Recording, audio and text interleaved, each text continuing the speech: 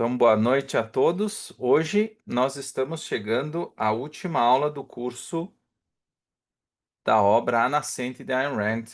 Essa é a aula 20 e hoje nós vamos trabalhar os últimos 5 capítulos, que são os capítulos 16, 17, 18, 19 e 20. Então, sem mais delongas, vamos trabalhar o conteúdo. Bom, no capítulo 16, nós já vínhamos falando que o Banner já não estava andando muito bem das pernas, né? Já estava perdendo muitos patrocinadores, estava, com dificuldades financeiras, então a diretoria do Banner convocou uma reunião, na verdade, para ver o que iria ser feito, né? E, diferentemente das outras vezes, né, e do que nós acompanhamos ao longo do romance, a reunião ela foi chamada pelos diretores do Banner e não pelo Gale Wynan. Então vocês percebem que aquele controle que ele achava que ele tinha do jornal, ou que talvez ele teve em determinado momento, pelo menos um controle administrativo, né, como dono do negócio, ele já tinha perdido. Então, as decisões editoriais, políticas e financeiras do jornal já não estavam mais nas mãos dele. Então, aquela ideia de poder absoluto que ele achava que ele tinha já não se via mais na realidade. Então, era isso mais que estava acontecendo. Então, os diretores se reúnem, né? E tanto que fala, os diretores estavam reunidos em volta da mesa, sem sua convocação. Então, eles se reúnem, o Aynan aparece na sala. Mas o Aynan, ele é como um convidado, um terceiro que está ali no mesmo local, mas que ele já passa a ser excluído das decisões reais do negócio que ainda é dele, que ele ainda tem participação. Na própria mesa, como a gente vê, estava o monograma, o GW, né, de Gale Wynan, e, e na verdade ninguém mais dava bola, aquilo não representava mais nada, né? Tanto que tem uma citação bem interessante. Mas um ou outro olhar às vezes pousava na rubrica, na verdade. E desta vez um olhar satisfeito. E o que isso indicava, né? Que esses subordinados eles sentiam prazer em ver o poder do Aynan ruir. Então, quem antes obedecia, agora tinha se rebelado. E quem antes comandava, ou achava que comandava, agora assiste em silêncio. Então, essas são as pessoas com as quais o Aynan foi se rodeando, né? Essas são as pessoas que fazem parte da diretoria do jornal nesse momento e que eram parte desse conselho há muito tempo. Eles não entraram agora. Então, essas pessoas foram escolhidas em determinado momento pelo próprio Wynan, se não todas, várias delas, né, que compunham essa diretoria. Então, ele acreditava, como a gente sabe, que ele poderia moldar a opinião pública para servir aos fins deles. Só que ele ignorou que, ao tentar moldar as massas, ele acabou, né, ele acabaria sendo esmagada por elas, né? E como nós vimos na aula passada, na tentativa final de reivindicar princípios, de agir com princípios, que é quando ele tenta defender o Rourke, ele próprio é esmagado pela estrutura que ele ajudou a construir, né? Toda aquela estrutura de racionalidade, de mediocridade que foi alimentada pelo Banner, e que na verdade sustentou o Banner até então, ela, ela esmaga essa tentativa de fazer a coisa certa. Então, o que acontece nessa reunião, né? É, o Aynan, ele se viu frente a ele tinha que tomar uma decisão, né? Os diretores comentaram que o melhor caminho para ele era fazer o quê? Ceder à pressão externa, né? Dos sindicatos, dos anunciantes, dos leitores, né? A diretoria achava que o Aynan estava agindo de uma forma irracional, né? Porque ele estava prejudicando a circulação do jornal. Tinha perdido anunciantes. Essa medida de tentar definir o Rourke, tentar defender o Rourke, tentar agir com base em princípios, tinha levado o jornal a ter dificuldades financeiras.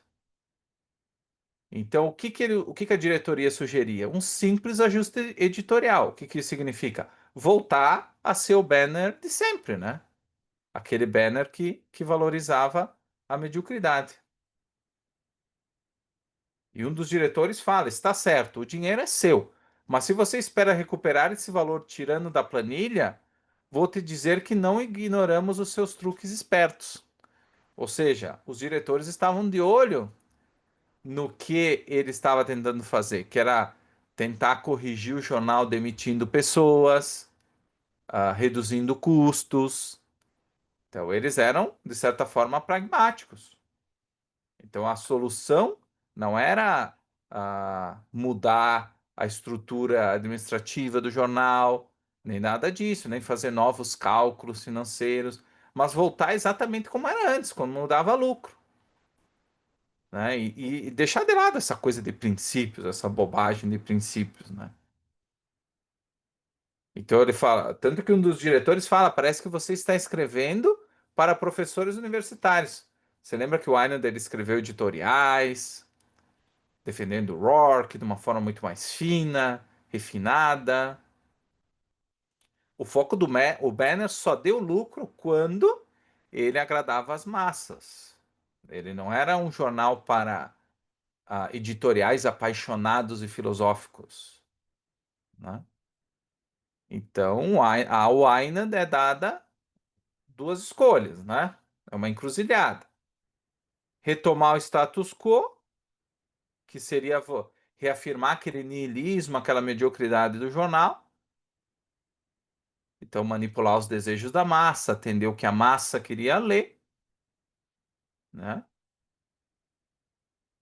Só que isso, ele poderia ter um ponto comercial, né? Um positivo comercial, mas que, na verdade, isso representaria o quê? A rendição final do Aynan, né? Ele já não teria mais nenhuma possibilidade de redenção pessoal, né? Porque justamente tudo que ele estava tentando fazer com o Banner, de mudar a forma como o Banner abordava as notícias, de defender o Roar, esse era uma tentativa de redenção pessoal dele, para ele tentar diminuir todo o dano que o Banner tinha gerado, né? Só que ele passou diversos anos educando o público a consumir o lixo moral. E ele chega à conclusão que esse público ele não vai mais conseguir ser redirecionado a mudar a forma de pensar. Ele foi alimentado com lixo moral por décadas. Então não mudaria de uma hora para outra, que é uma coisa que nós estávamos falando antes do início da aula. Então ele seguiu um caminho, o Einand seguiu um caminho na vida inteira, e ele achou que nos 46 do segundo tempo ele tinha uma possibilidade de redenção. Que ele conseguiria tudo mudar porque ele tinha o poder, ele achava que ele tinha o poder. Então ele ia lá com uma canetada, escrever um editorial diferente, demitir dois, três, e aí ia mudar tudo. Ia mudar o banner, ele ia se salvar, ele ia ter uma redenção. Era isso que ele queria com essa mudança do banner. Só que ele chega à conclusão que o monstro que ele criou acabou devorando ele, né? E da mesma forma que a Revolta de Atos, que inclusive o Léo tá lendo, é, o que que a Rand mostra, né? Que a concessão à irracionalidade, em nome da conveniência, porque o Einand ele faz isso, ele enriquece fazendo a concessão à irracionalidade, à mediocridade, né? O que que isso gera, né? Corrompe os fundamentos que tornam possível justamente a vida em liberdade. Então, quando existe essa tentativa de conciliar valores opostos, por exemplo, razão e coletivismo, princípio e manipulação, quem acaba destruído é a parte positiva. Não tem como vencer nesse jogo. Não tem como a integridade vencer nesse jogo de concessões, né? E é interessante isso como se dá na reunião. Tem duas frases. O Aynan só disse duas coisas na reunião. Primeira coisa que ele disse: ninguém tem permissão de mencionar o nome de Tui nessa discussão. E a segunda coisa que ele falou foi: está bem. Então vamos entender um pouco o contexto disso. A primeira coisa, ninguém tem permissão de mencionar o nome de Tui nessa discussão, não é só uma tentativa de controle, porque ele tentou fazer isso. Ele já tinha tentado fazer isso de demitir o Tui, de não deixar que ele escrevesse. Ele tinha dado uma ordem, só que não funcionou. Então, por que que ele repete isso agora, né?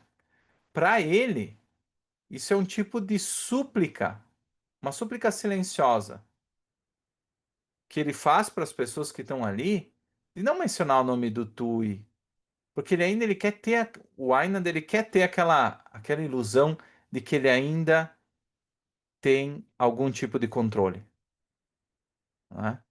Ele ainda quer tentar sentir, sabendo que isso é uma falsidade, né? Porque o Tui tem muito poder agora, que ele ainda detém algum controle.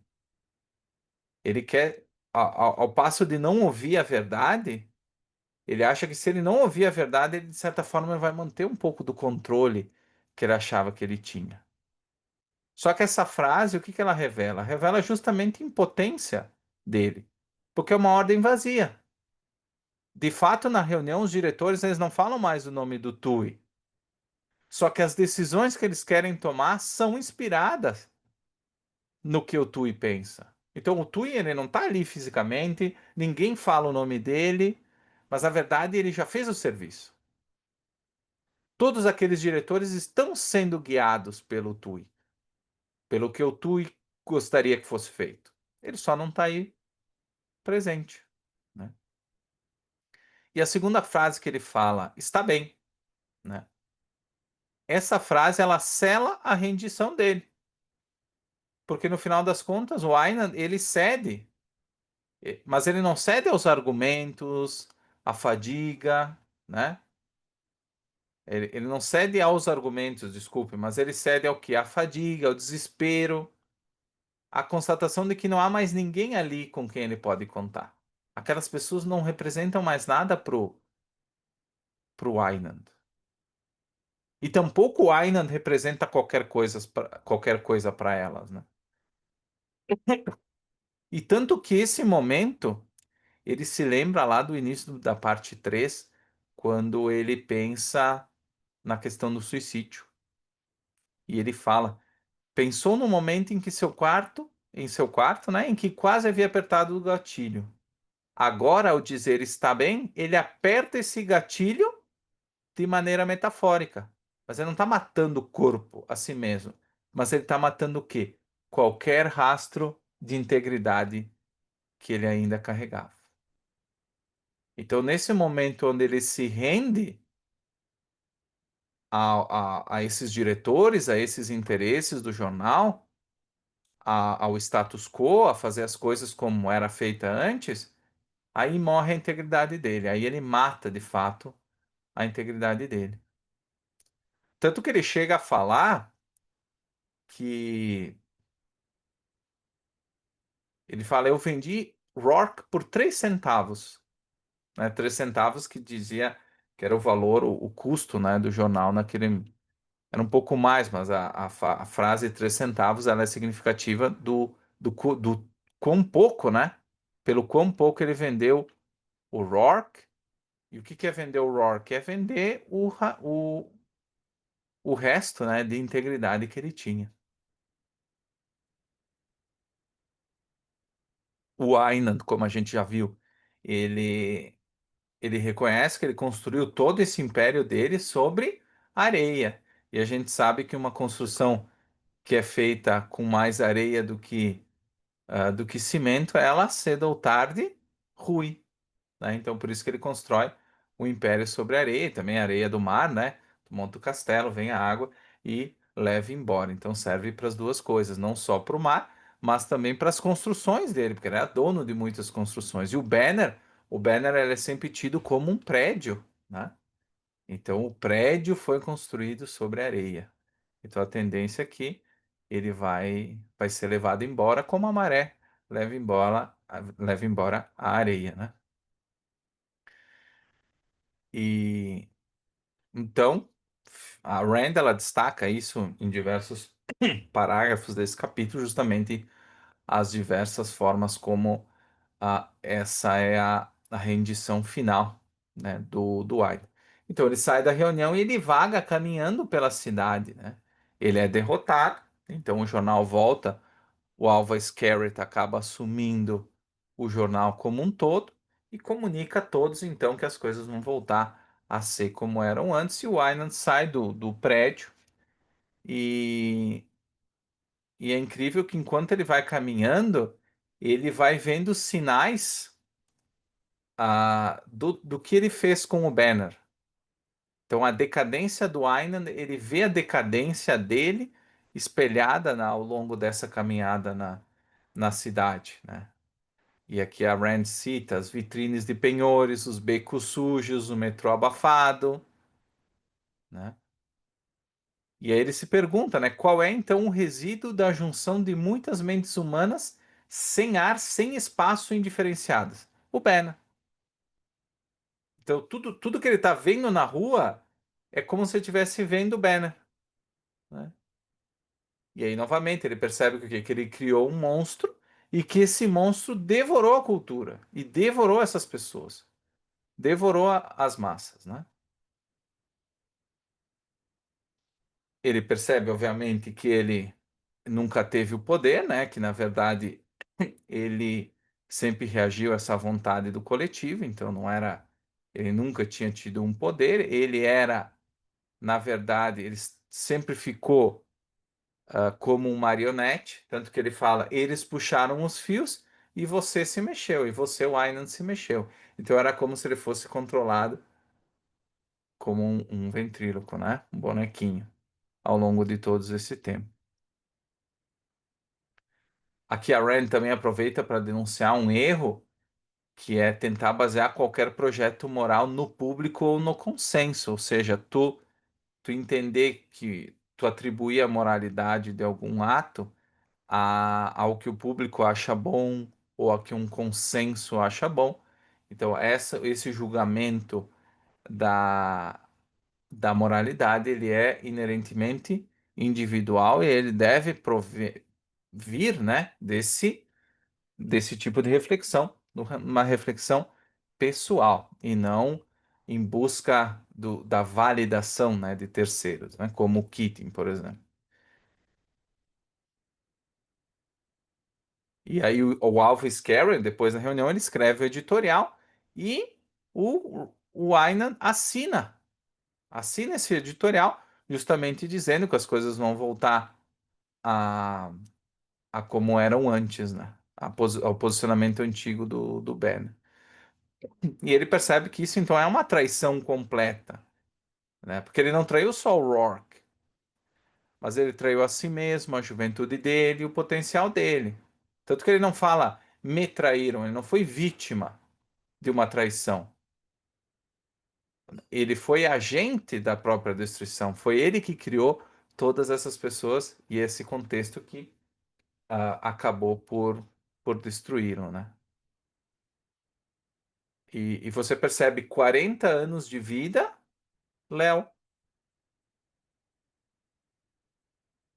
Ele começa um processo há 40 anos atrás e ele chega ao final desse processo com a assinatura de um editorial. Então ele chega à realização de tudo, de tudo de errado que ele fez, né? Ele repete: Eu criei uma grande voz e deixei que eles ditassem as palavras. Novamente, mais uma figura do, do controle, né? Dos fios controlando o Einand. Um dos desenhos desse jornal, do dia seguinte, é justamente a marca de sola sobre o rosto do Rourke. Né? A marca de sola do jornal, né? A imagem pisoteada do Rourke é justamente isso, né? É que o Wynan dele acabou fazendo o quê? Não é que ele não tinha força, que ele não tinha poder.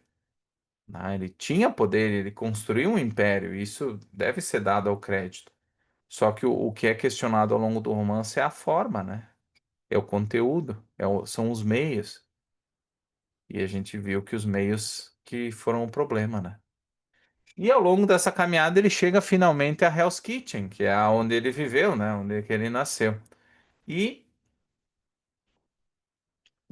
e Hell's Kitchen continua o mesmo lugar da onde ele saiu, né? Continua aquele bairro pobre, onde que ele buscou, aí ele vai recordando, né? Onde ele buscou essa ascensão social e onde que ele aprendeu também, né? Essa forma de agir dele, que o poder poderia ser conquistado pela manipulação da opinião pública, ele aprende ali em Hell's Kitchen, né? E a que conclusão ele chega? É que ele não, quando ele volta para Hell's Kitchen, não é como se ele estivesse voltando para um lugar que ele deixou para trás, mas ele tem a noção de que ele nunca abandonou Hell's Kitchen, verdadeiramente. Ele saiu fisicamente dali, mas a forma de pensar foi sempre a mesma, né? E ele chega à conclusão que ele nunca foi verdadeiramente essa epifania, né? Ele nunca foi verdadeiramente independente. Ele achava que ele tinha ascendido ao topo, mas o que que ele fez na verdade? Ele só aperfeiçoou as regras do jogo da mediocridade. Ele foi o mais medíocre, o mais eficiente em ser medíocre, em fazer concessões dos princípios dele. Ele foi o melhor nisso. Só que isso de fato é bom? Ele de fato abandonou a vida dele, os princípios dele, a integridade dele, para agradar as massas, porque ele achava que ali ele ia conseguir poder. Só que ele volta para Hell's Kitchen e ele vê que na verdade ele é o mesmo cara, moralmente falando, de quando ele vivia em Hell's Kitchen, né? Quando ele olha para aqueles prédios e ruas decadentes desse bairro, ele vê uma verdade brutal, que o império dos jornais dele não era diferente daquele lugar, mas era só uma ampliação de Hell's Kitchen.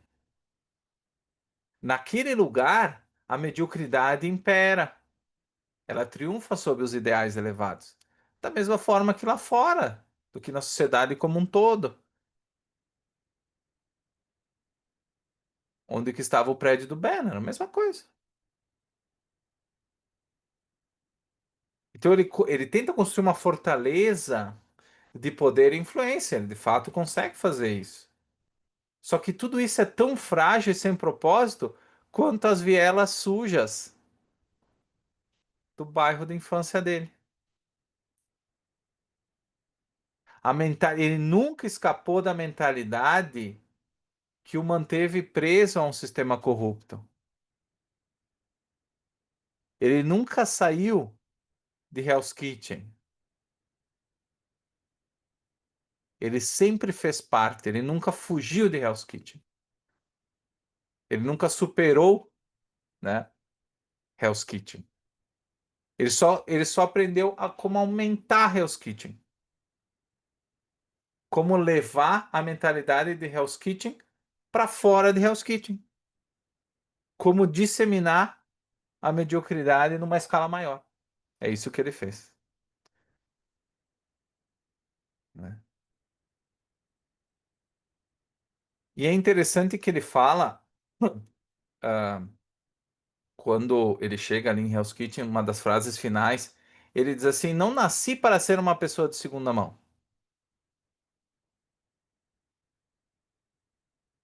E quando ele fala isso, ele reconhece a verdadeira identidade que ele negou a vida inteira.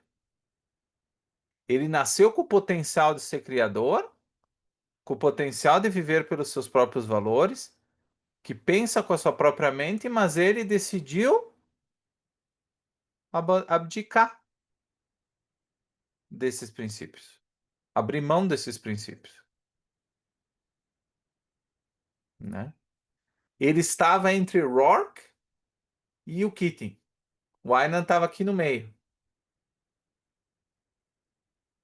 E ele decidiu, em vez de se tornar o Rourke, Porque ele tinha o potencial, ele abriu mão e virou um Kitten. Talvez até pior do que o Kitten, como o próprio Rourke fala no,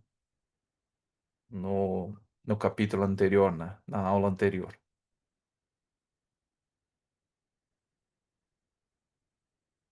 Então, claro, a gente percebe que o Aynan ele não está culpando o coletivo pelo destino dele, ele está assumindo, ele está se dando conta, né, de que ele foi o culpado disso, né? Ele não está culpando ninguém, nem o Rourke, nem ninguém. Mas ele sabe que, infelizmente, ele deixou, popularmente falando, ele deixou a peteca cair e pagou por isso, né? Está pagando por isso. Quando o Rourke, então, começando no capítulo 17, quando o Rourke ele descobre que o Aynan cedeu, ele tenta encontrar o Aynan, né? Mas não porque ele quer se vingar, porque ele se sente com orgulho ferido, nem nada disso. Mas por respeito. E porque o Rourke ele tenta resgatar o Aynan, né? Então ele tenta entrar em contato, ele tenta mandar recado para a secretária, né? Ele tenta contatar o mordomo, né? E como ele não consegue contato, ele escreve uma carta para o Aynan. Então, mesmo ele sendo traído, porque o Rock nesse momento ele está sendo traído pelo Aynan, né? Pela decisão dele. Ele não esquece que o Aynan foi um valor que ele reconheceu.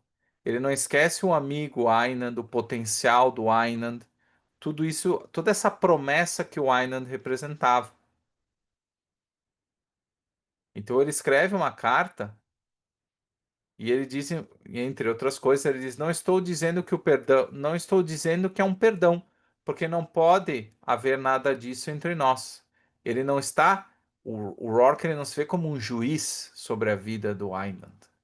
Essa não é a posição que ele escolhe para ele, né? Ele sabe que o erro do Aynan foi devastador, né? Que ele cometeu um grave erro nessa decisão que ele tomou.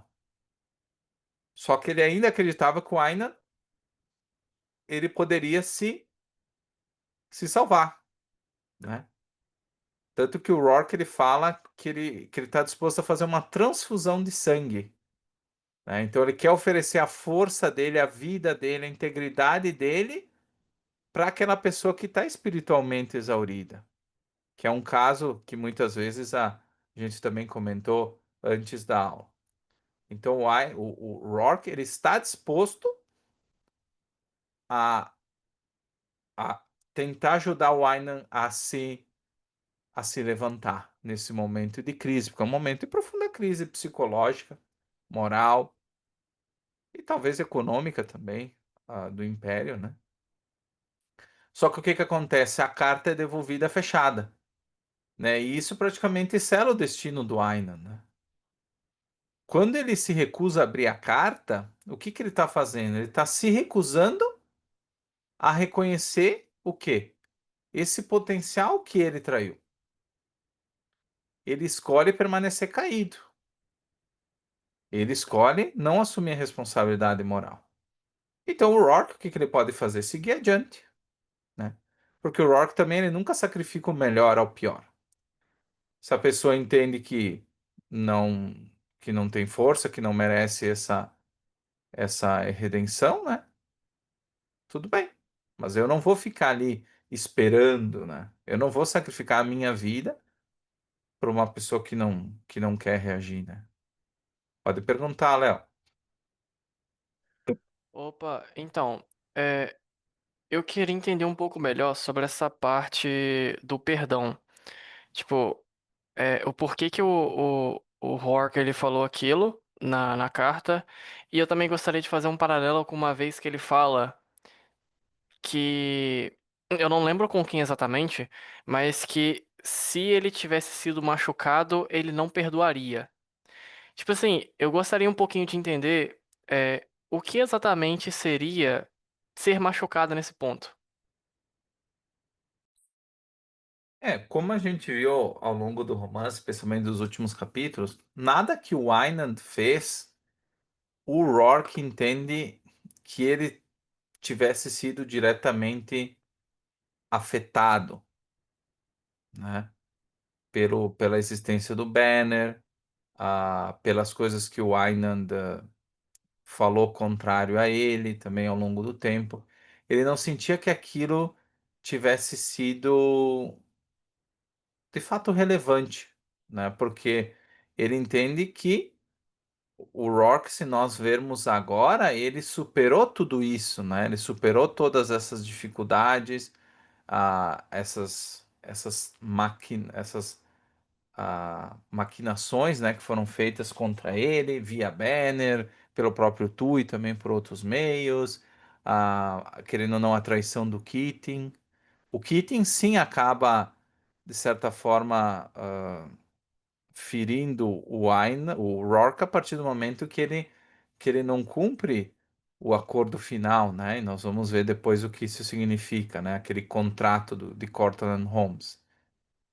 Mas agora o próprio Rourke entende que o Einand ele não fez nada que merecesse perdão, né? Porque tudo que ele fez, o Einand ele está de certa forma pagando as consequências disso, né? O mundo dele está ruindo, só que o Rourke, o que conecta o Rourke ao Einand é essa detecção da parte do Rourke que o Einand tinha potencial para ser o Rourke. E que ele ainda tem potencial de ser o Rourke.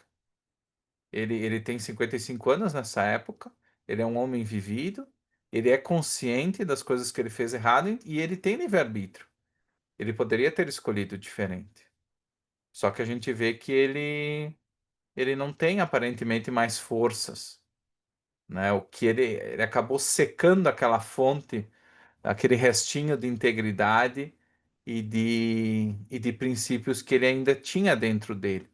Por isso que ele escolhe, por exemplo, não responder a carta, né? Que o Rourke falou. Então é nesse sentido. Na verdade, o Rourke ele não entende que ele tenha que perdoar nada. Ele vê o Einand como um amigo, como uma pessoa que compartilha dos valores dele. Até certo momento do romance. Mas a partir do momento que o Einand não é mais essa pessoa, que ele escolhe não ser mais essa pessoa, que ele age contrário ao caminho que ele estava trilhando com o Rourke, então ele não. Ele está tomando, de certa forma, uma decisão de não querer ser mais amigo do Rourke. Tanto que ele não quer nem ver mais o Rourke. E a gente vai ver isso depois também. Então não tem amizade com alguém que tu não compartilha mais nada, né? Nem o convívio. Então essa relação ela vai morrendo, né?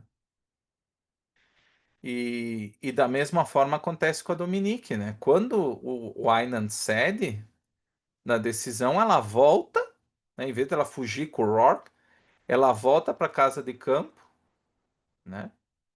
Ela volta para dar a finalização nesse relacionamento, né? Então ela também tem que ter um fechamento com o Aynan.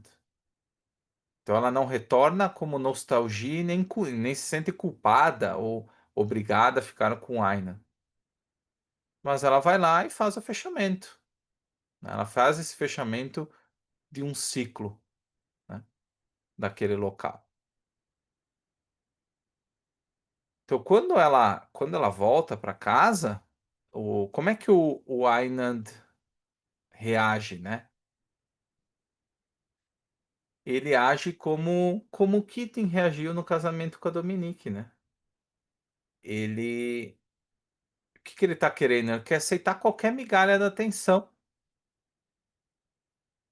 que a Dominique possa dar. Então, o início do relacionamento deles, que tinha ainda um reconhecimento de integridade, de valor, especialmente da Dominique frente a ele, e ele também, né, que sempre admirou a Dominique, esse não existe mais nada de autoestima nele, ele não tem mais nada a oferecer a Dominique, né? Ele perde totalmente a dignidade, né? Ele praticamente renuncia a si mesmo para manter essa relação, né?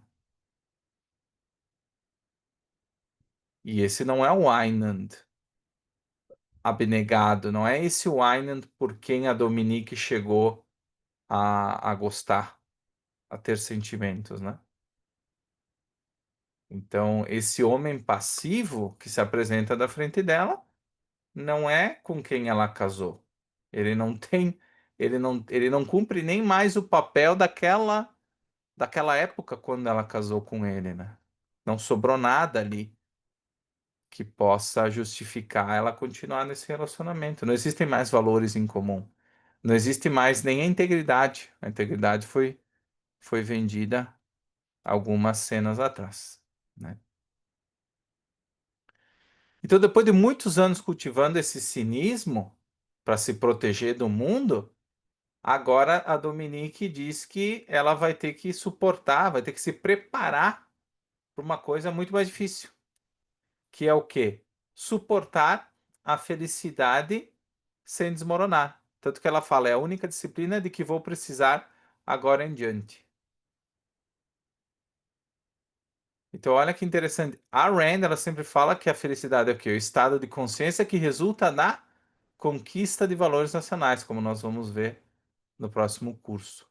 No entanto, para quem passou a vida se defendendo do mundo, como era o caso da Dominique, aceitar a felicidade exige mais coragem do que suportar o sofrimento, que também é um tema que nós estávamos falando antes da aula, né? A Dominique, nesse momento, ela passa a assumir a responsabilidade de viver plenamente a própria grandeza. Então, a felicidade é o quê? Uma conquista que exige força e integridade. E não é uma coisa que acontece de um dia para o outro. Nós vimos o processo pelo qual a Dominique passou, né?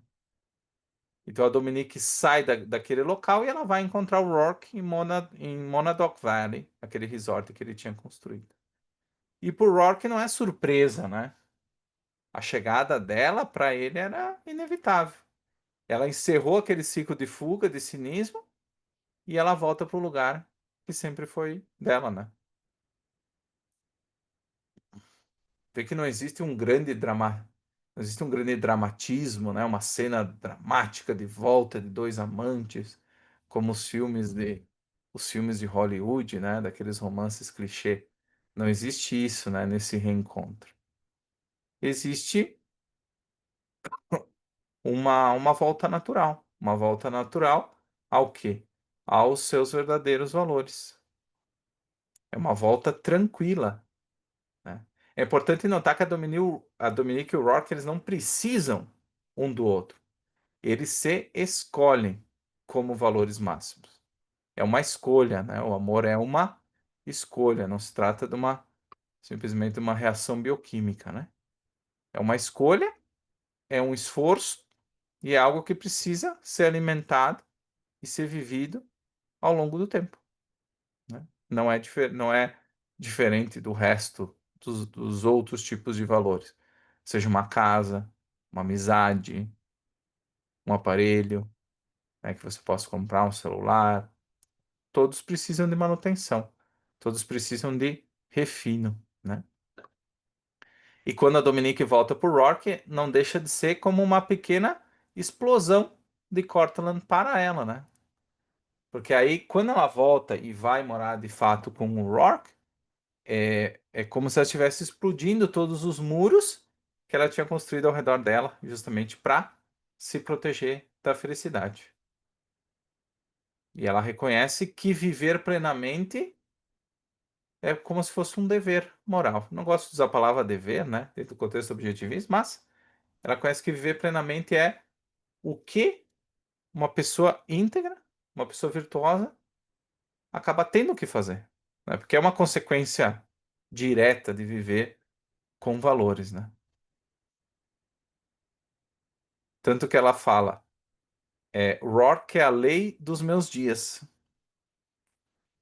Então, essa vida com o Rourke é a lei dos dias dela, né? É o que guia a vida dela, a busca desse valor maior para ela, né? Que sempre foi. Então, para fechar uma fase, o que que a Rand busca aqui, né?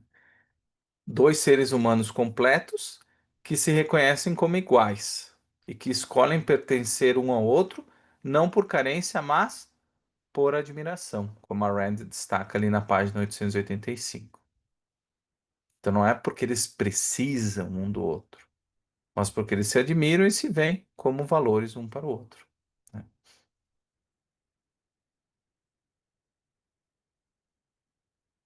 Outra frase importante desse caso, ela fala: confessar a felicidade é colocar-se nu, mas eles podiam se deixar ver um pelo outro.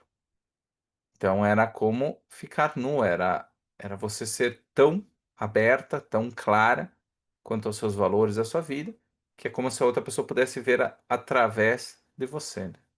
Essa é uma imagem também muito bonita.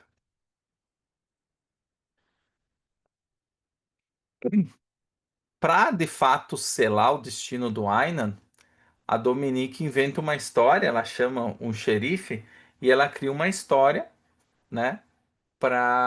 Ela monta um cenário, né? Para dizer que o Aynan ele tinha roubado um anel que ela tinha. Então que ela mostra então que ela passou a noite na casa do Rourke e ela comunica o xerife, né? Dizendo que uma joia muito cara foi roubada enquanto ela estava ali com o Rourke. Então, ao mesmo tempo, ela mostra que ela trai o Aynan, que o Aynan é um bandido que rouba um anel, né? E então ela monta todo esse cenário para que isso se transforme numa notícia. E essa notícia sensacionalista teria que sair aonde? Onde que ela sairia? Justamente do Banner, através da figura do Alva, né? E, e o Rourke ele não se ele ele não se opõe a isso, né?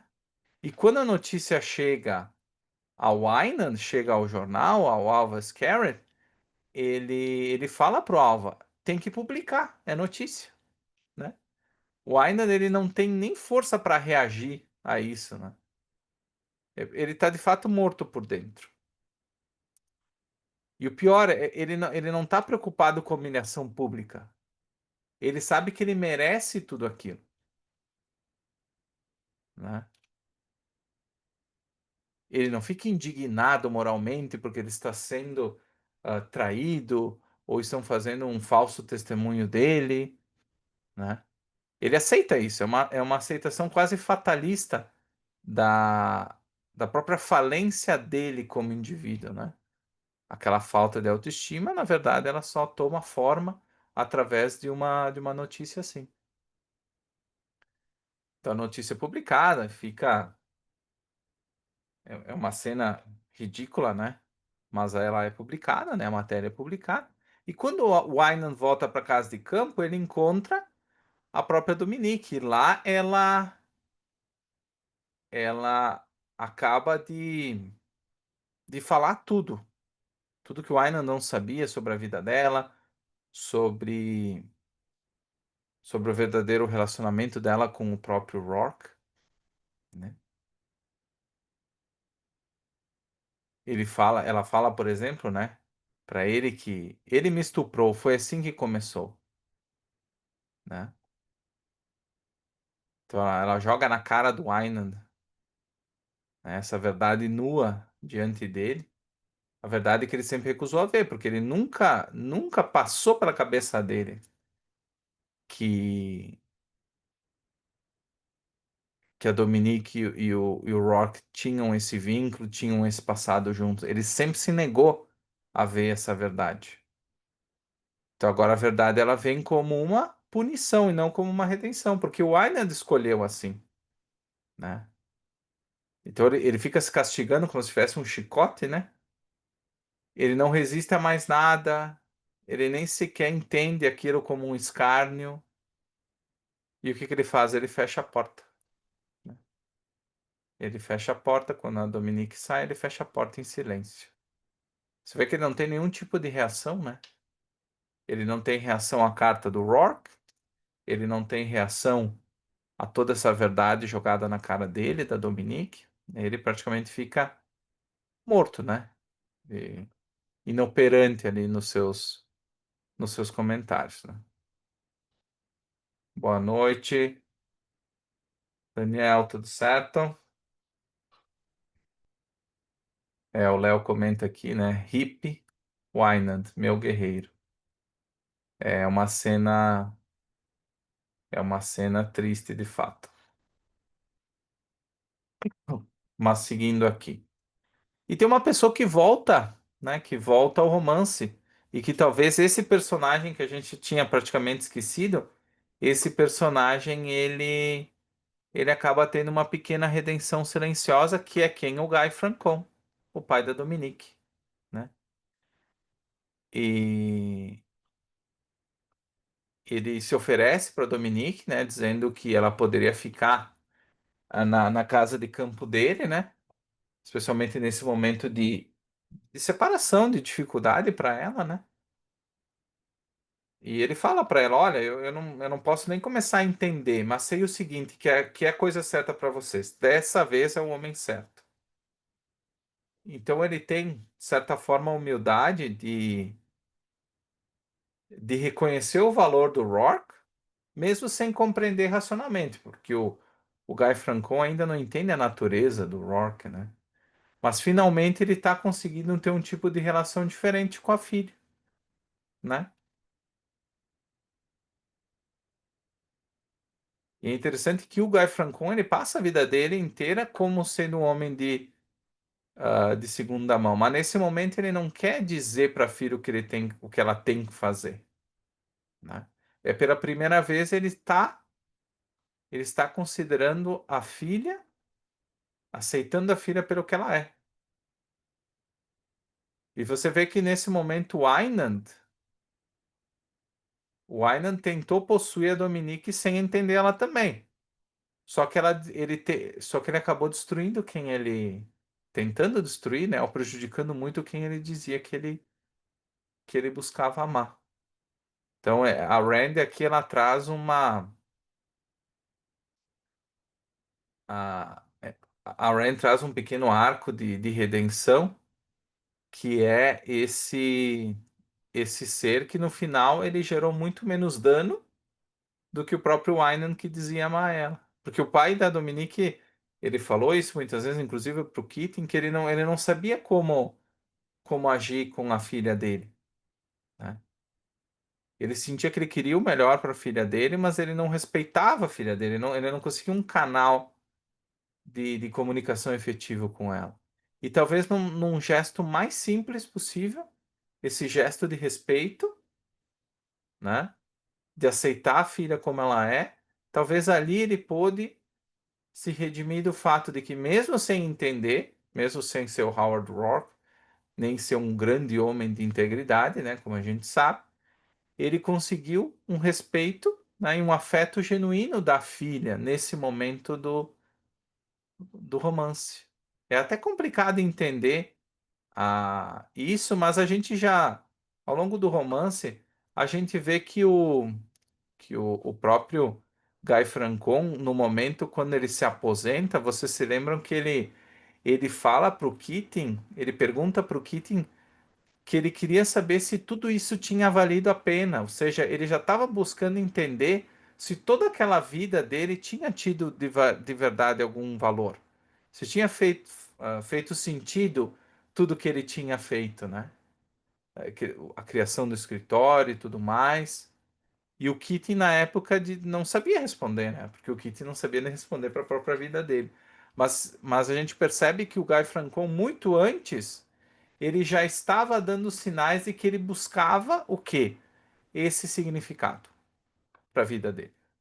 E talvez em todo esse tempo que nós não vimos ele ao longo do romance, talvez justamente nesse momento ele possa, nesse tempo, né, que nós não vimos ele, que foram alguns anos, ele possa ter ressignificado isso, né?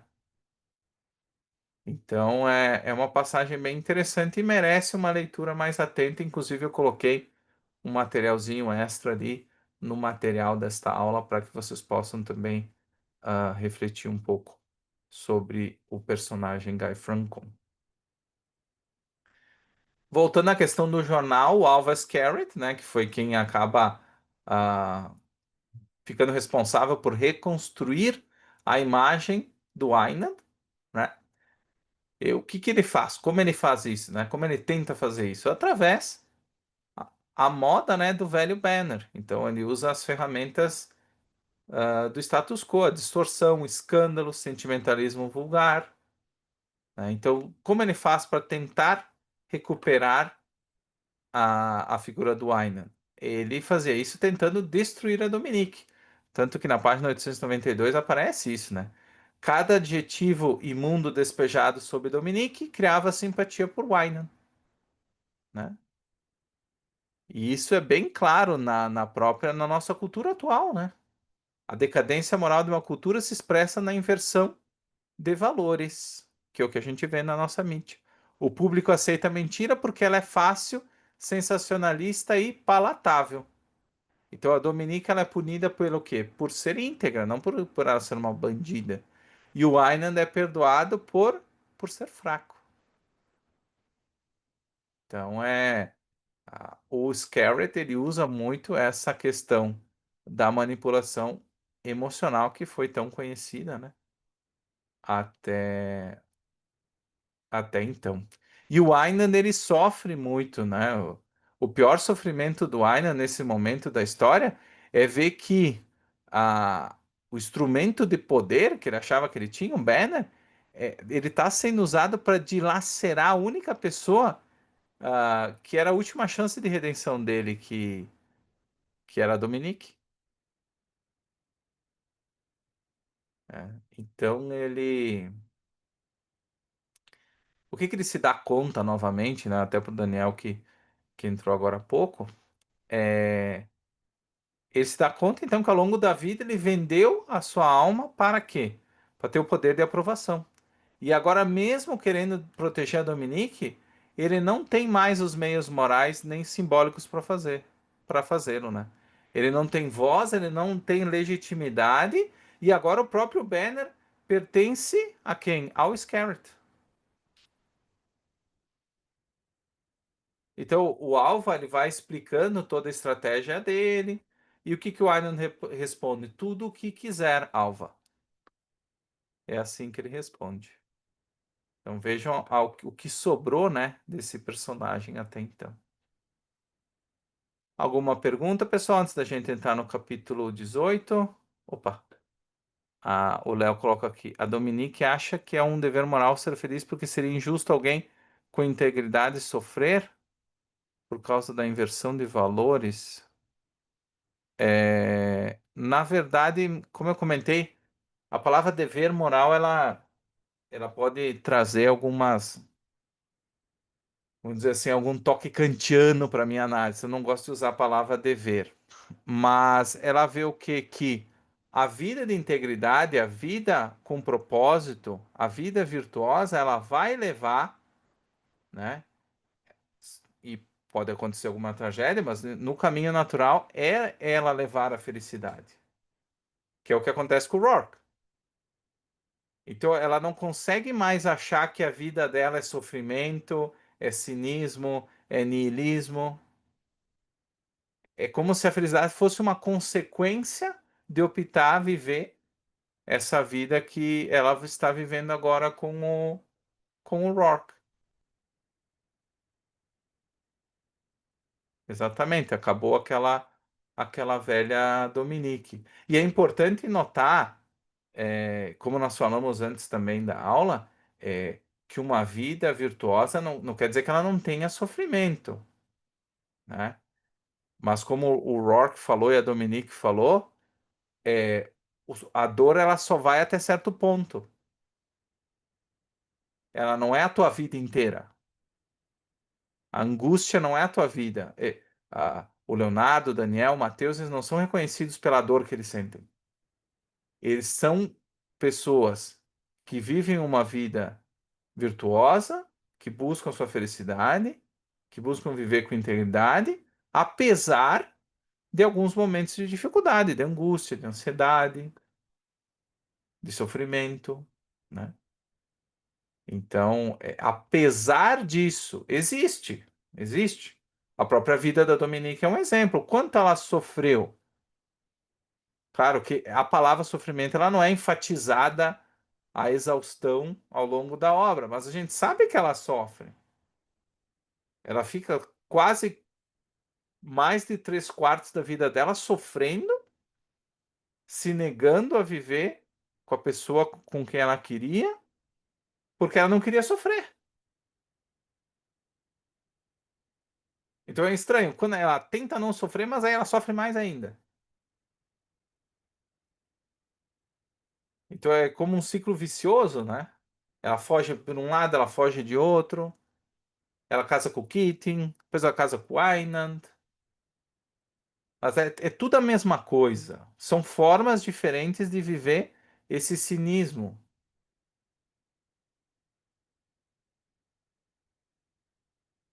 São só formas diferentes, mas é a mesma coisa. É uma fuga, né? Ela tenta se proteger. Porque como ela achava, vamos retomar isso, como ela achava que o mundo ia destruir o Rourke, que não tinha como o Rourke vencer nesse mundo, ela dizia assim, bom, se é para alguém destruir, que seja eu, para que o mundo não machuque ele. Então eu me protejo e eu protejo ele. Só que na verdade isso nunca aconteceu. Ela nunca protegeu o Rourke de nada. E ela própria nunca se protegeu também, porque ela continuou sofrendo. E aí chega no momento que termina aquela velha Dominique e surge a nova Dominique no sentido que essa Dominique ela pode ser feliz. Aquela Dominique antiga não, né? Porque ela não achava que isso era possível. Ela não achava que ela poderia ser feliz com o Rourke, né? Exato. Exatamente como o Daniel coloca ali.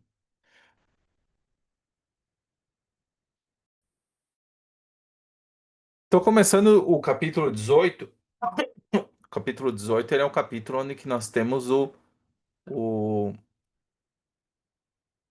o julgamento do Rourke pela explosão de Cortland, né? Mas antes do julgamento, nós temos então uma contextualização, né? Um pano de fundo do que está acontecendo no, ali antes de começar, né?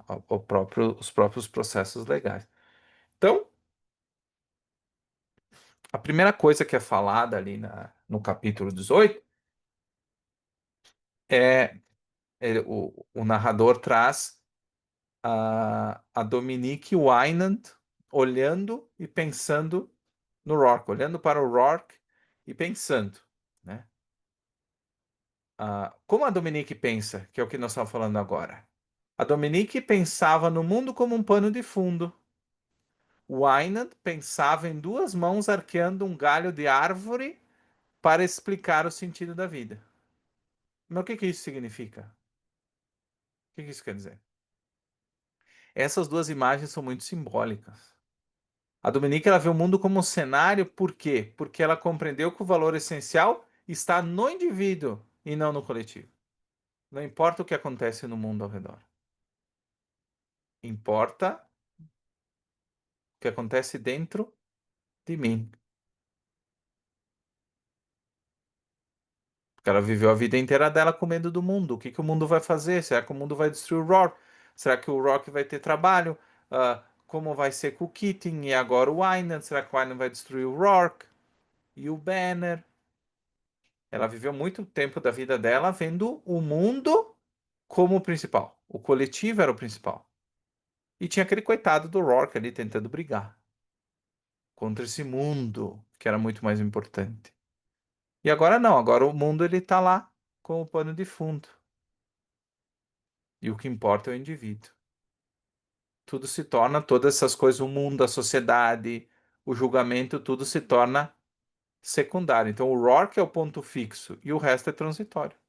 O mundo passa, o Rourke vai estar ali. Os princípios dele irão vencer neste mundo. Mesmo no dia que ele morra, os princípios dele estarão ali, nessa sociedade diferente. Já o Einand, né? O Einand ele está em busca de sentido, ele está numa crise, né? E quando ele fala duas mãos arqueando um galho, né? A simbologia para ele escapa, mas a gente consegue entender. O que que para o Aynan sempre foi, o que que dava sentido para a vida? Era o poder, era ter poder. Logo, quando tu fala que tem duas mãos arqueando um galho, tu tá falando da capacidade criativa, ou seja, de eu transformar aquele galho num arco, né? Transformar aquele galho em alguma coisa que um ser humano pode dar um sentido diferente do que simplesmente um pedaço de madeira. E ao mesmo tempo a força de arquear um galho. Então tem o aspecto criativo de transformar numa coisa diferente e o aspecto da força, né, de arquear este galho. Só que o que que isso significa? Que como o Einand entendeu? Ele entendeu que o significado era as duas mãos, a capacidade de quebrar o galho. Ele viveu a vida dele assim. Ele pegou o galho e quebrou o galho. Só que ele poderia ter sido o Rourke, que era o cara que iria torcer o galho, ou ia lixar o galho, ou ia preparar o galho para fazer uma decoração, ou ia transformar num arco, ou numa base de uma construção. Esse foi o Rourke. O que que o Einand fez? Ele pegou o galho e quebrou. Ele sabia que dava para fazer outra coisa. Ele tinha o potencial de fazer outra coisa, mas ele pensou que a vida dele seria essa de quebrar o galho, né? Então, essa é a comparação entre os dois personagens, né? No material também tem outras detalhamentos do posicionamento deles, mas não é. São mais coisas complementares que vocês podem ler depois mais tranquila, mas que não é o ponto central do capítulo. Mas e a multidão que estava ali, que estava presente no tribunal? Como é que foi descrita, né? Como é que a Rand descrita como é que ela descreve, né, aquela multidão?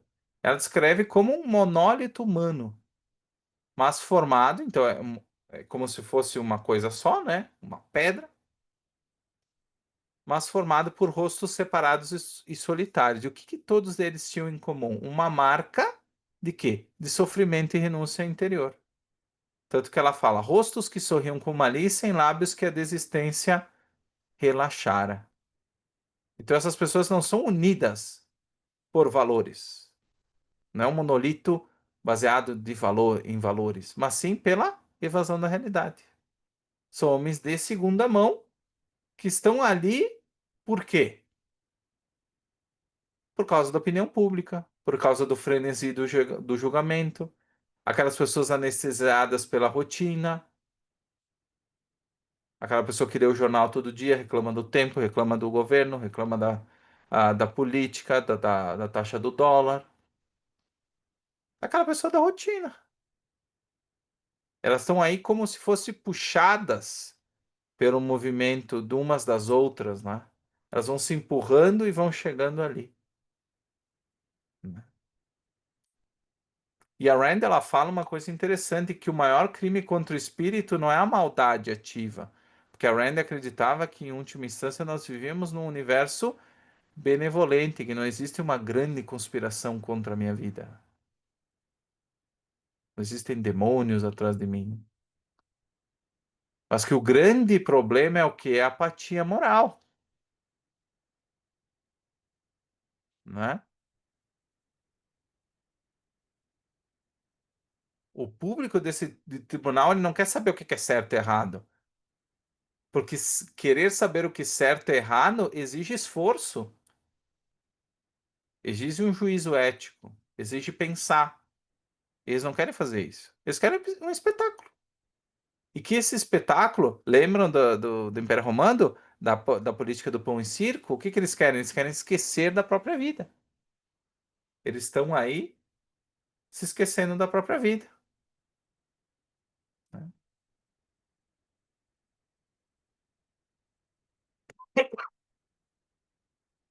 o Rock escolheu, né? é, ele escolheu os jurados, né?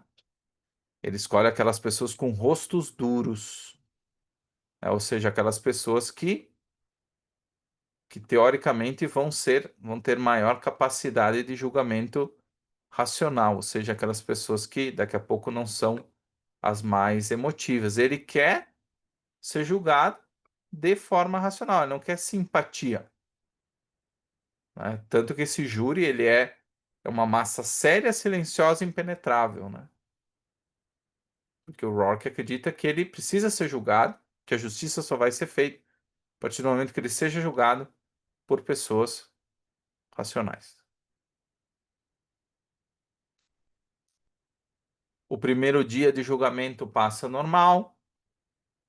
O promotor acusa o Rourke de ser um monstro social, porque ele estava atacando a moralidade coletiva.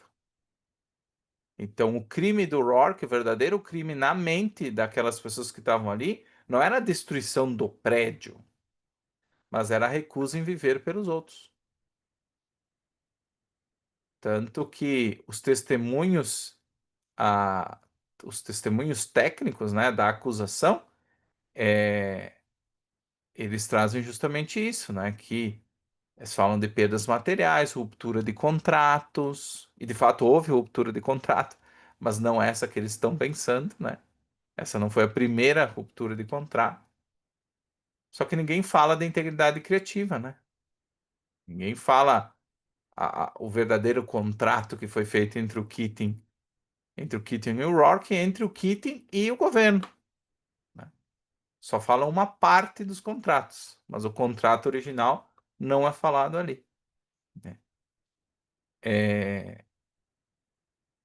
o próprio Keating é chamado pro banco dos réus, né?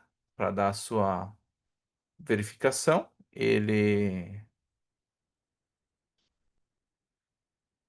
não é convincente, né? Tanto que não havia um tom de sinceridade na voz, nenhuma entonação transparecendo verdade ou falsidade, apenas indiferença. Ou seja, para o Keating, tanto faz o que ele está fazendo aí. Tanto faz se o Rock vai ser punido, se não vai ser, tanto faz.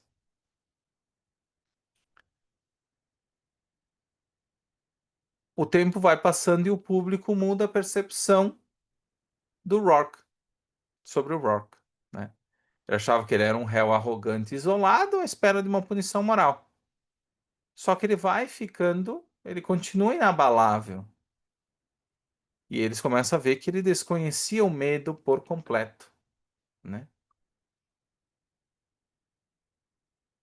Eles passam a ver que, diferentemente deles, o Rourke, ele não mendiga aprovação. E esse é um momento interessante, que é o seguinte, pessoal. Em determinado momento do julgamento, acontece como se fosse uma epifania coletiva. Por um instante, todos percebem a possibilidade da liberdade interior. Olha o que é dito na página 899. E naquele instante, cada um deles se viu confrontado com a sua própria covardia. Eles tiveram um momento Wynand, um grande momento Wynand. É como se fosse aquele frio na barriga, né? Aquele e agora? Por aquele momento específico, eles se deram conta de que a vida deles poderia ter sido diferente e de que eles estavam sendo covardes. Mas foi só um momento. Foi só um momento. Depois passou, né? O Daniel comenta aqui sobre a questão do galho, né? Da questão de destruir em vez de criar. É importante destacar que esse simbolismo ele pode ser interpretado de várias formas, né? Mas eu entendi essa imagem do galho justamente assim, né? Você vê que na própria descrição do Einand, ele não tem nem força de quebrar. É interessante, né? Na própria imagem, ele não imagina o galho quebrado. Ele já não tem mais força nem de quebrar o galho, nem na metáfora, né? Ele imagina o galho torto. Ou seja, ele não tem mais. Ele vê que a forma como ele viu a vida estava errada, então não se quebra o galho, mas ele não consegue se identificar com a imagem do galho torto. Ele sabe que aquele galho torto ele é o Rock, mas ele não consegue dizer, talvez eu teria sido esse cara do galho torto, né? De retrabalhar o galho de uma outra forma. Mas ele não vê nem mais dessa forma. E aí você comenta, né, Daniel? Essas pessoas morreram de certa forma importante. Se transformam em alguma medida em zumbis ambulantes, exatamente. Elas, elas têm rostos diferentes, mas a postura, a orientação é a mesma. Ela só tem nomes diferentes, rostos diferentes, mas ela representa a mesma coisa, que é a massa, né? Que é a massa que o Banner ajudou a criar, né? Ajudou a fortalecer.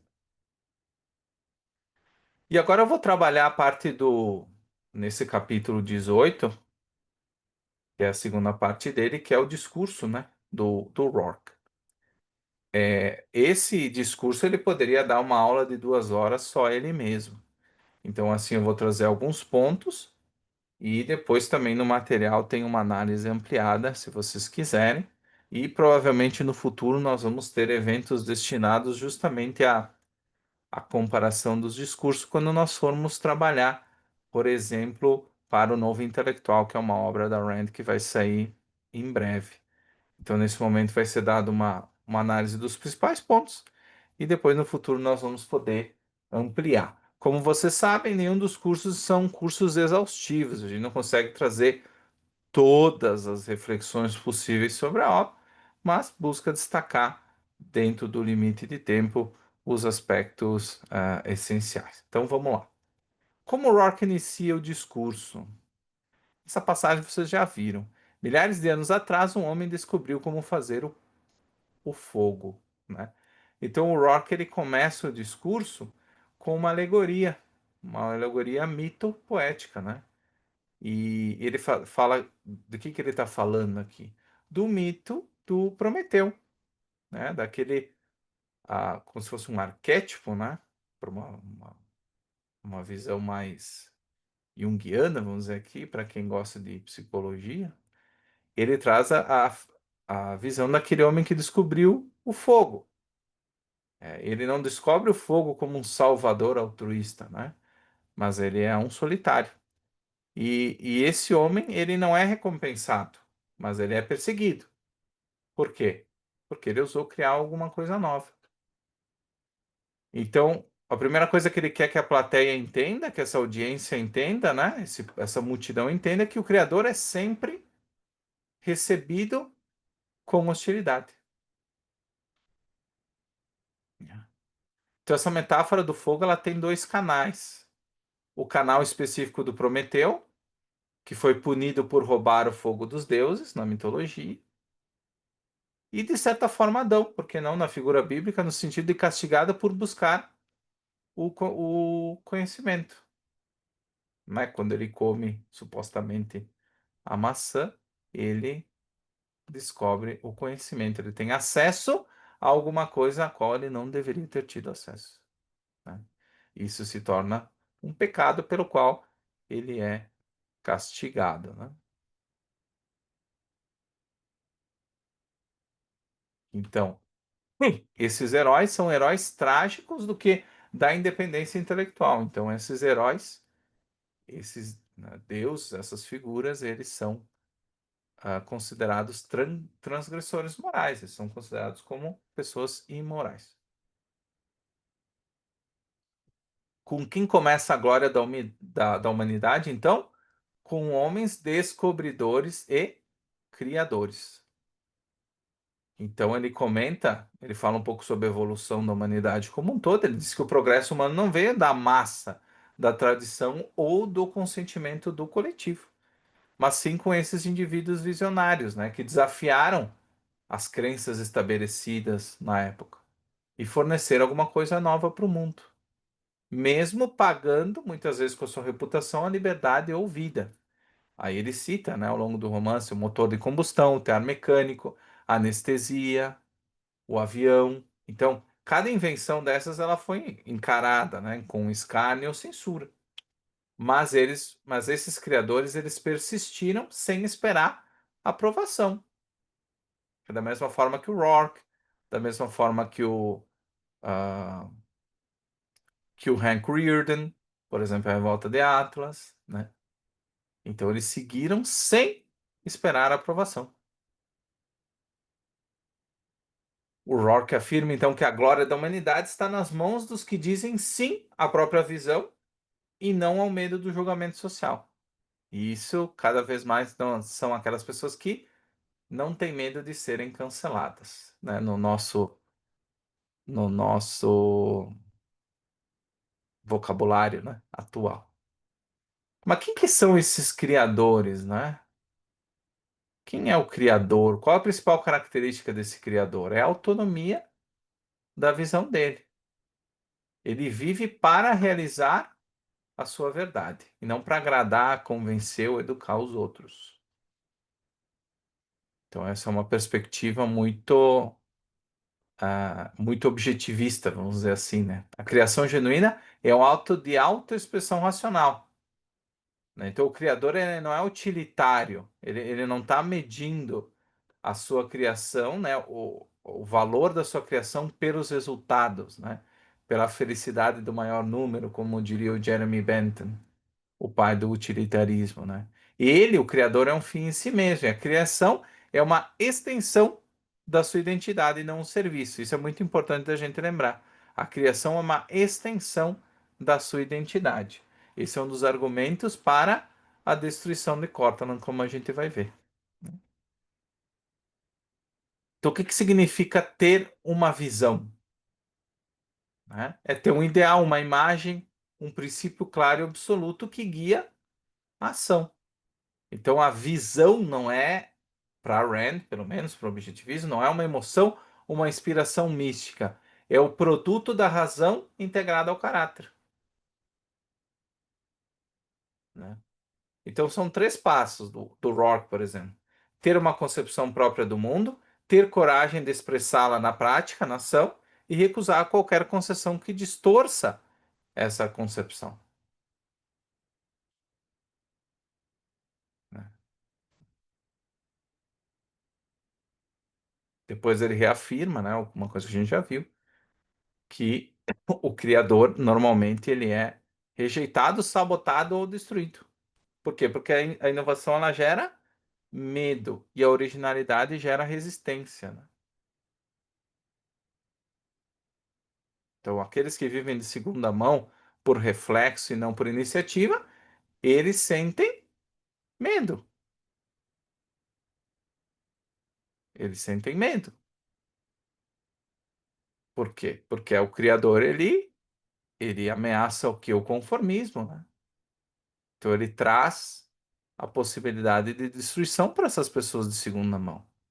E a gente percebe isso, né, na questão de todas as inovações e as mudanças que estão acontecendo no mundo nos últimos anos, né?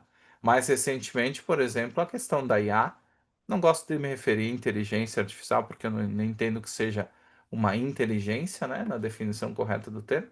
Mas, enfim, essas tecnologias, né, que vêm substituir trabalhos que anteriormente eram feitos por muitas pessoas, né?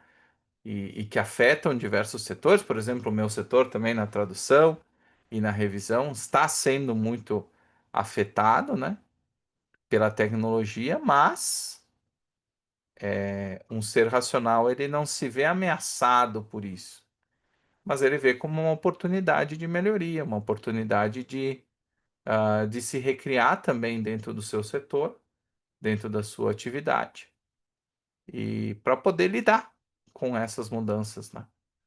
Então, essa é a postura mais condizente, né, com uma pessoa racional, né?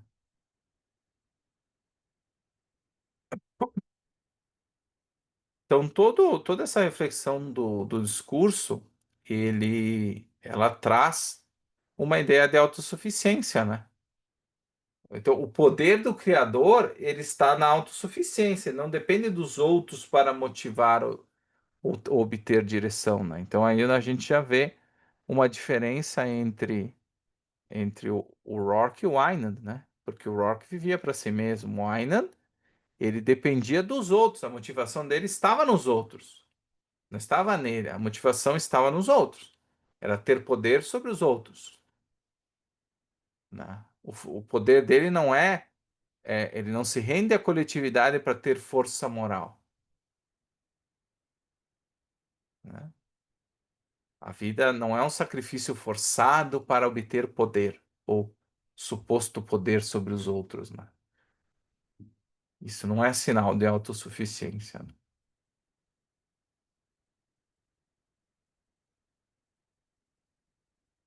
E outros pontos, né, que são trabalhados também no próprio discurso, a questão da impossibilidade de existir um pensamento coletivo, né? Por quê? Porque a mente é atributo do indivíduo. Então, quando se fala em pensamento coletivo, entre aspas, né, é só um conjunto de pessoas que pensam. Ou a obediência cega a alguém, no caso o TUI, né, como nós vimos. Quando você não pensa, alguém pensa por você, né? Especialmente nesse mundo, né? Então, essa questão do coletivismo intelectual é uma ilusão perigosa. Ele esconde a tirania do quê? Dos que pensam sobre os que se submetem. Então, existe uma escolha: ou eu penso ou eu me submeto. Eu tenho a escolha de pensar. Se eu escolho não pensar, então eu preciso adotar. Tanto que a Rand sempre fala que você sempre tem uma filosofia. Ou ela é uma filosofia consciente, pensada e adotada racionalmente, ou ela é um mix de crenças que você vai pegando aqui e ali, e você chama e você deixa que isso guie a sua vida, de uma forma quase inconsciente, né? Então, existem dois caminhos: o caminho do criador, que é o caminho da autonomia, da razão e da produção, e o do parasita, que é o quê? Dependência, apropriação e manipulação. O criador enfrenta a natureza. Ele, ele procura mudar o uso daquele galho. E o parasita enfrenta outros homens para explorá-los. O Kitten precisa do Tui. O Ainan precisa da massa, né? Isso que é bem interessante a gente ter claro.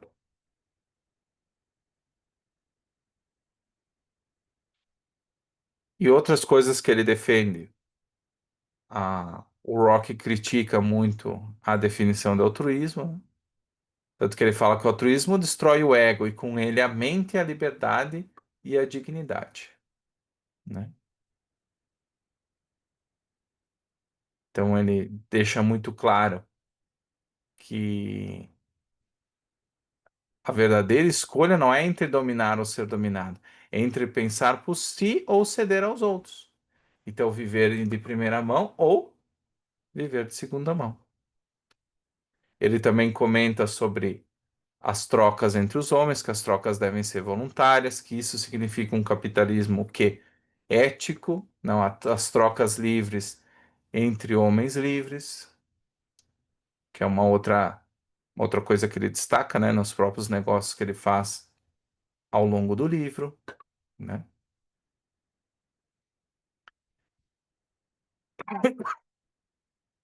Ele comenta a diferença entre o homem, o empresário, com o gangster, o altruísta e o ditador, né? Por que que o Rourke ele não é um barão, um ladrão, né? Robber barons, como a Rand falava lá das ferrovias, né? Que muitos acusavam os primeiros donos de ferrovias nos Estados Unidos de serem barões ladrões, né? Por que que, por que que o Rourke não é um exemplo disso? que ele não é um criminoso, né? Porque o gangster, ele vive pelo roubo. O altruísta pelo sacrifício dos outros. E o ditador pelo controle absoluto. Então, todos eles dependem dos outros. O Aynan é outro exemplo, né? Que ele precisa dos outros da massa para justificar o Banner, para sustentar o negócio do Banner.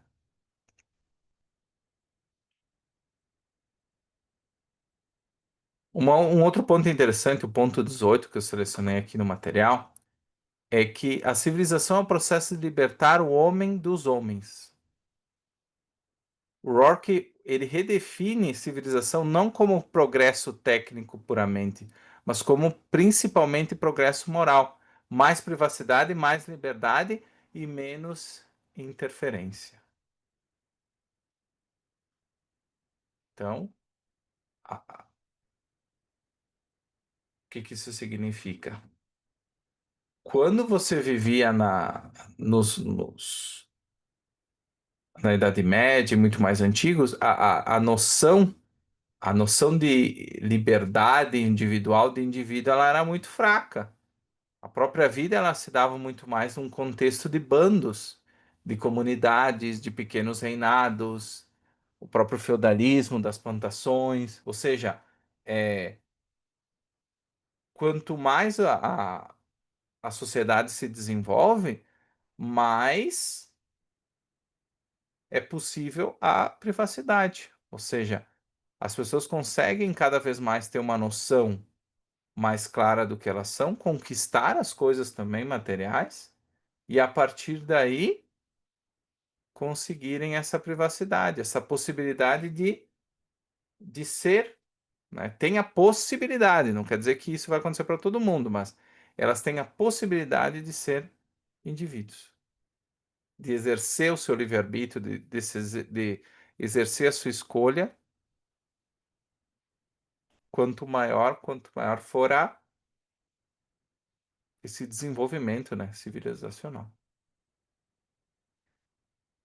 Outro ponto que sempre é importante, né? Por que que o Rock dinamitou o Cortland, né? É por aquele ponto que nós vimos, né? Que essa obra adulterada já não era sua. E para ele, a obra, a criação era uma extensão da identidade dele. Então, se ele permitisse que ela continuasse existindo aí, ele teria que aceitar que a criação pertence ao coletivo, né? E o que que significa ser íntegro, que é uma palavra tão falada no romance, né? É manter a fidelidade absoluta àquilo que se cria. Sem isso, não há criação, só utilidade desfigurada. Então, se mantivesse Cortland aí, estaria dizendo que o que importa não é a obra, mas sim esse suposto valor, suposta utilidade que tinha para os outros. Estaria esquecendo totalmente a parte do criador, né? Tanto que o único dever que o Rourke reconhece entre os homens é o quê? É respeitar a sua liberdade e não ter parte numa sociedade escrava. Ele não busca ser servido nem servir, apenas coexistir sem coerção. Tanto que ele fala, laissez-faire é o quê? É tire a mão. Então é isso que o Rourke ele busca, é viver a sua vida, sem interferência,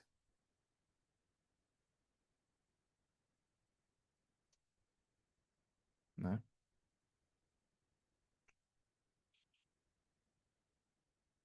E é interessante que no final o veredito do Rourke é justamente o quê? Né?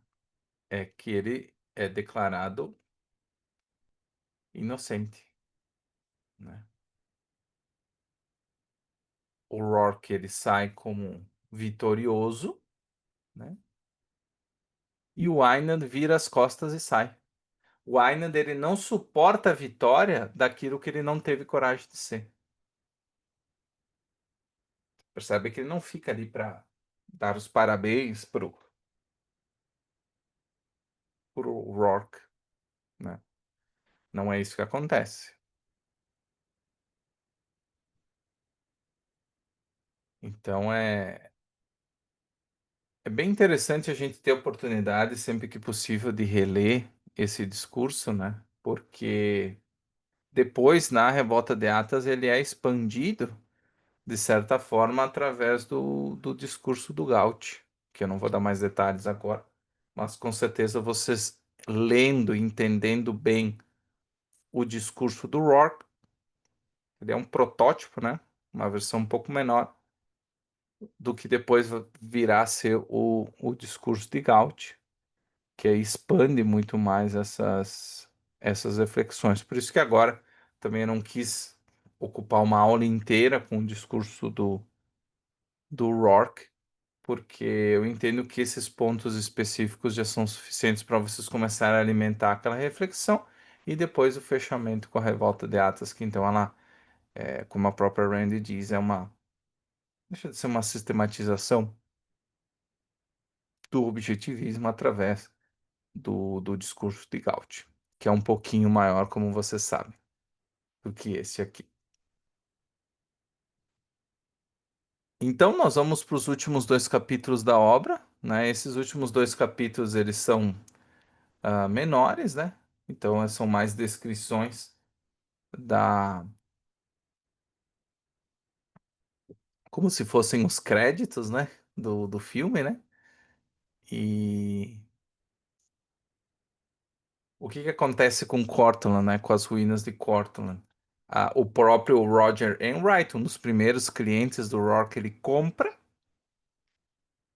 as ruínas do projeto e ele contrata o Rourke para reconstruir tudo aquilo com base no projeto original que o Rourke tinha feito, né? Tanto que eles ordenam que todo aqueles restos, todos os restos que tinham ficado ali, os entulhos, sejam retirados e que tudo comece do zero, né? O Enright diz que ele quer o projeto do zero, sem nenhum tipo de contaminação do, do que foi feito ali, né? Do que a Dominique consegue o divórcio do Aynan, né? É mais uma derrota dele, né? Oficial, uma derrota oficial. E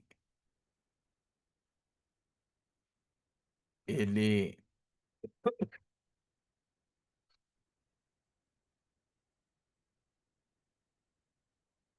o Aynan, daqui a pouco ele vence, de certa forma, na hora do tribunal, porque ele recupera, entre aspas, a sua liberdade, né?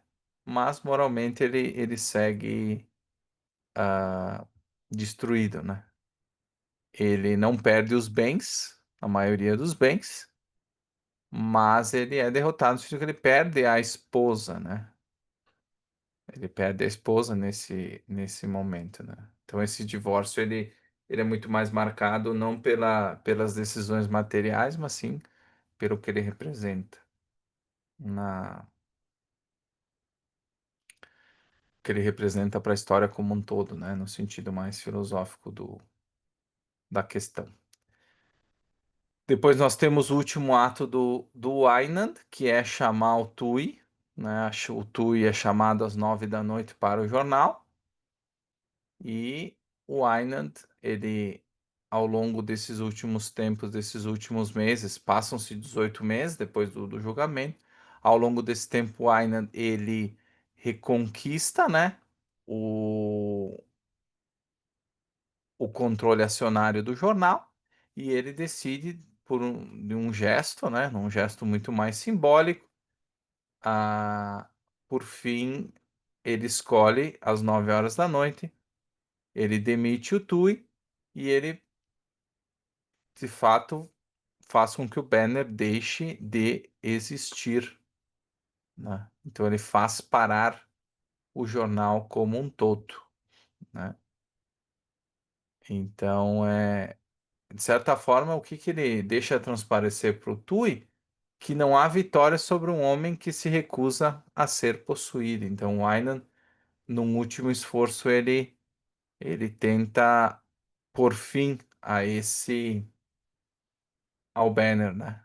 Só que é importante destacar que o Banner, como você se lembra do início do livro, O banner ele tem diversas sucursais. O único banner que é fechado literalmente é o banner de Nova York.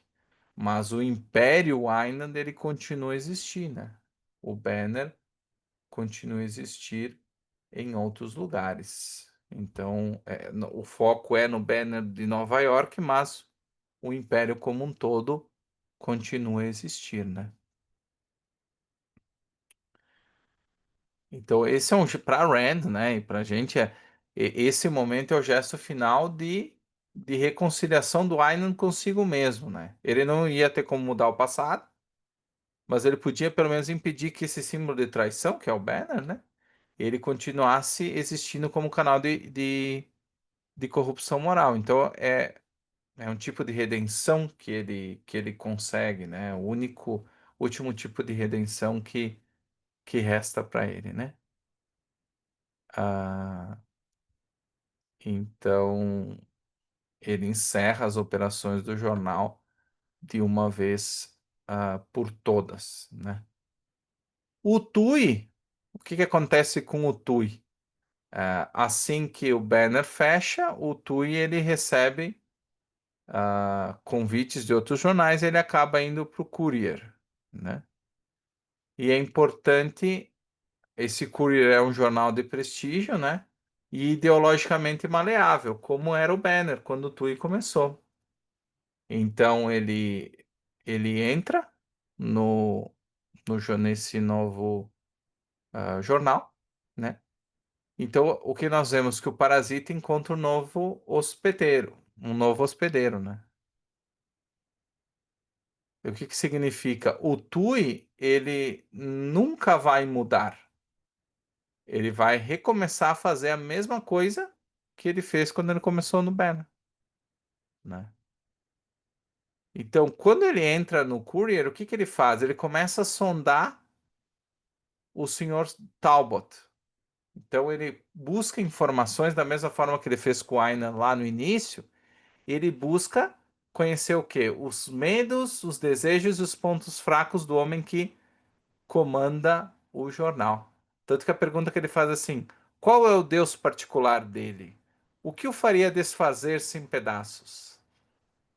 Então, o Tui segue com a missão dele de explorar e coletar almas, né? Então, ele quer mais informações sobre esse novo dono de jornal que ele vai buscar destruir. Então você percebe que o Tui ele não terminou a jornada dele, né? Ele só vai procurar uma nova presa, né? Ele não tem nenhum tipo de redenção, né? Não é o caso. E ele vai seguir esse caminho.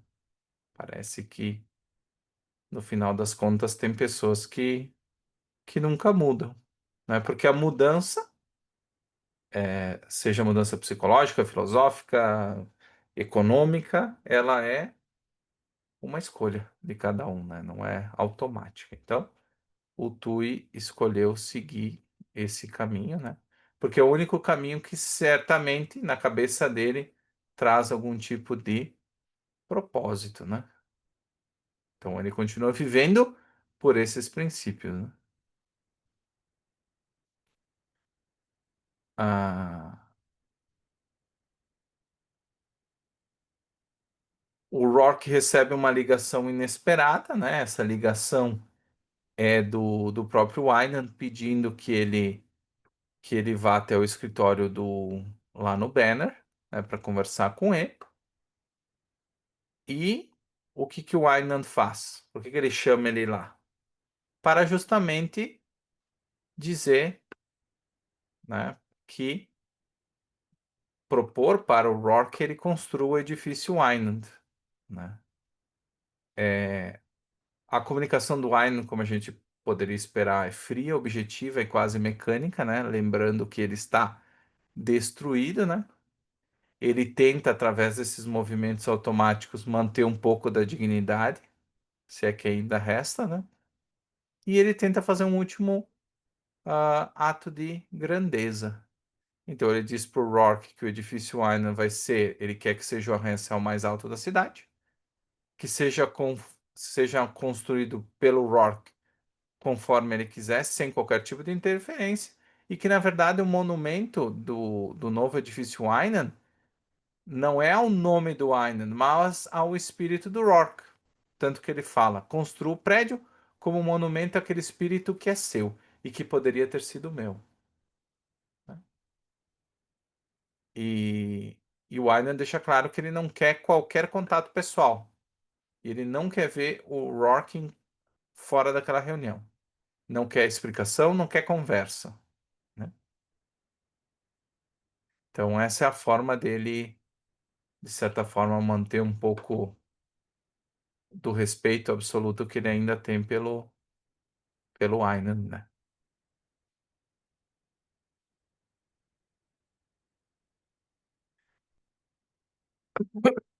Bem interessante que o Aynan, ao final de tudo isso, na página 917, ele achava que o mundo estava caminhando para o desastre, né?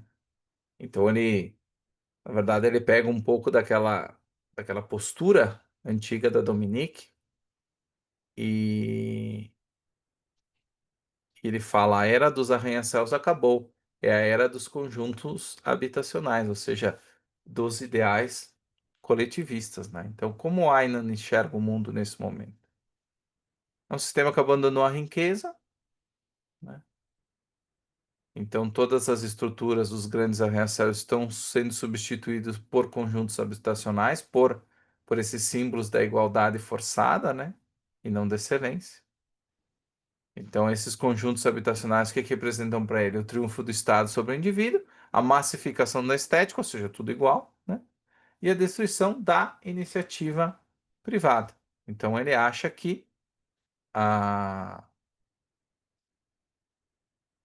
ele acha que de fato a gente está voltando à caverna, né? A condição tribal, onde não há criadores, apenas coletivos obedientes. Porque o Aina, nesse momento, ele se vê como um homem destruído, né? Ou seja, se no início ele não acreditava que existia integridade, agora ele não tem mais nem o pouco que ele achava que ele tinha. Ele vendeu, né? Ele concedeu essa integridade em troca daquele suposto poder. Né? E essa leitura do Ayn, ela está alinhada com o alerta que a Rand sempre fez ao coletivismo moderno. Porque o Ayn, ele não está vendo só os prédios sendo rebaixados. Mas ele vê que o espírito do homem está sendo nivelado por baixo. Né? Essa é a postura do Ayn. O Rourke, ele propõe um contraponto. Ele acha o quê? Que a destruição só vai ser total quando os indivíduos pararem de criar. Quando os indivíduos pararem o motor do mundo. Que aí vocês sabem da referência da revolta de Adas. Então, enquanto houver um Criador, um único homem íntegro, a humanidade ainda vai estar viva. E o Rourke, ele não está ignorando os sinais da decadência. Não é que ele esteja com os olhos vendados e vivendo uma fantasia, não é? Mas ele não se desespera, porque ele não acha que a salvação a salvação está no coletivo, mas na persistência da integridade individual das pessoas que agem, né? É bem interessante essa constatação, né? Essa diferença do final do romance entre o Einand e, e o Rourke. Então nós temos um Einand de quando ele propõe a construção do edifício Wynand pela primeira vez, quando ele achava que ia ser um movimento à vida dele, porque naquele momento da primeira vez ele achava que a vida dele era algo a ser admirado, né? A visão dele, a forma como ele tinha vivido, iria ser representada no edifício Wynand. Agora, o significado desse edifício é outro. É o espírito do quê? Dos criadores que permaneceram íntegros, que é o caso do Rock. Novamente, construa o prédio como um monumento àquele espírito que é seu e que poderia ter sido meu.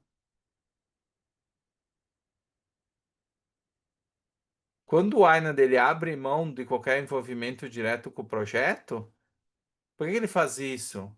Porque ele sabe que ele próprio não é digno de moldá-lo. O Aynan falhou como homem, mas, apesar de tudo, ele ainda pode contribuir para a sobrevivência do ideal que ele não conseguiu alcançar. Mais um gesto, né? Mais uma tentativa de redenção. Então, 18 meses, 18, 19 meses depois, né, do julgamento, surge, né, num dia de primavera. Então, a primavera, como a gente sabe, sempre representa renascimento, libertação, fertilidade espiritual, né? Marca o que? A consagração da vitória do Rourke. Ao contrário daquele inverno moral, né, que permeia boa parte do romance, e vários outros romances também têm essa ideia do verão, do inverno, né, da primavera. Quando a gente vê muito a parte da estagnação dos personagens de segunda mão, nas partes especialmente do Keating e do Tui, né? As duas primeiras. Então, se mostra o quê? A primavera sugere o quê? Que o espírito criador venceu o ciclo de destruição e autossacrifício. Por isso que a parte do fechamento é do Rourke. Ou seja, a vitória ela não foi imediata, mas construída com disciplina e continuidade. O julgamento do Rourke foi o quê? Uma afirmação pública de integridade. E a construção do edifício Aynan foi a sua manifestação material. Então teve esses dois elementos, né? E uma coisa importante, pessoal, no objetivismo a gente fala, e no romance a gente repetiu diversas vezes aquela questão da integridade, de ser íntegro, de ter princípios. E uma coisa importante, não basta desejar, pensar, né? É preciso construir. Então, a primavera, nesse sentido, é a estação da colheita. Colheita do que foi semeado por quem? Pelo esforço individual. O Rourke, ele não só venceu do nada, ele plantou o mundo em que a Dominique agora caminha, por exemplo.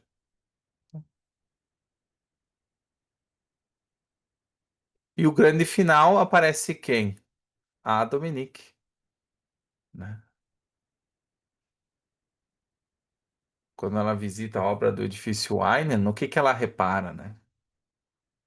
Viu na cerca em volta do maior prédio de Nova York uma pequena placa de alumínio trazendo as palavras Howard Rourke, arquiteto, que foi a primeira plaquinha também que apareceu lá no quando ele teve o primeiro escritório. Esse é um dos momentos mais sutis e poderosos do romance, né? A plaquinha é pequena, discreta, mas o impacto dela é imenso, né? E o que que significa então essa placa, afinal? Afirmação silenciosa do mérito, triunfo da autoria sobre o anonimato institucional. Então, o edifício Aynan olha para baixo e vê as ruínas de onde era o Cortlandt Homes, né? O conjunto habitacional. E o reconhecimento final de um nome que nunca se curvou, que é o nome do Rourke.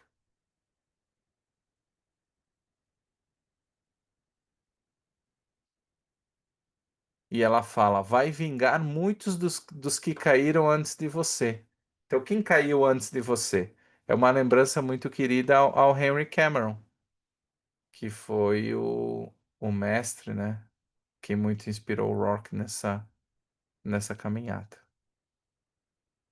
E quando a Dominique chega no topo do prédio, o que que ela fala? E então havia apenas o oceano, o céu e o vulto de Howard Rourke. Então a Dominique ela está literalmente acima da cidade. Tanto que ela fala, ela ultrapassa os tribunais, olhando, né? Passa por cima dos tribunais. Então a justiça dos homens comuns, os bancos, que seria aquele poder financeiro, as igrejas, a moralidade tradicional e sacrificial. E ao fim desse olhar dela, o que que resta?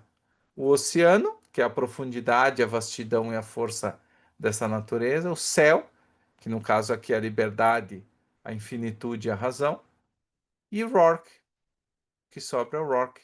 Então, o criador absoluto, o homem ideal. Então, esse é o final do romance, pessoal. E é importante a gente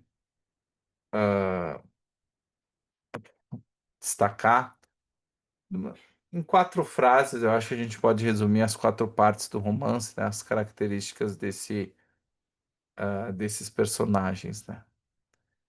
Ah, o Tui conhecia o ideal, mas sabia que ele jamais poderia chegar a ele.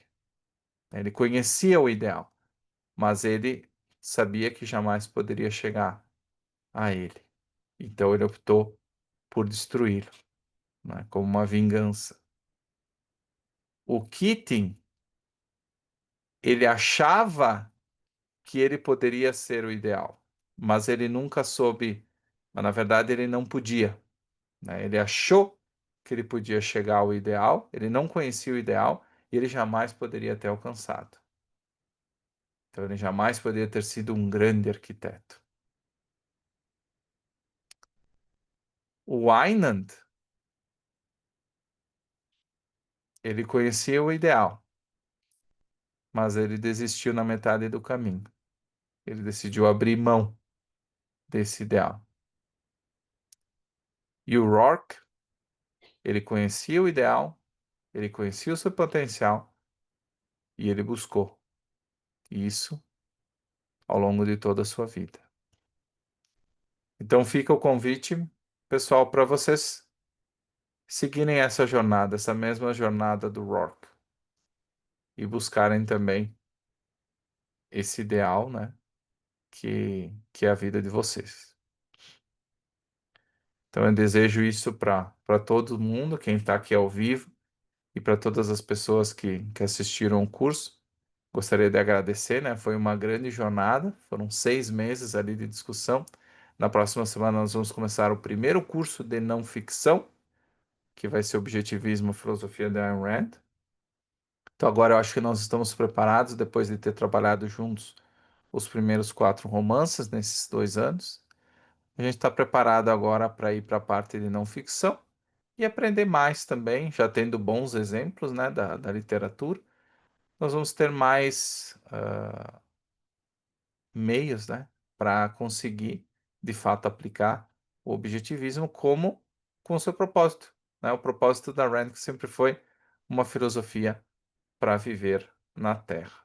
Então, obrigado pela presença, pessoal. Até eu vou fechar aqui a gravação. Se vocês tiverem mais alguma pergunta, eu sigo à disposição.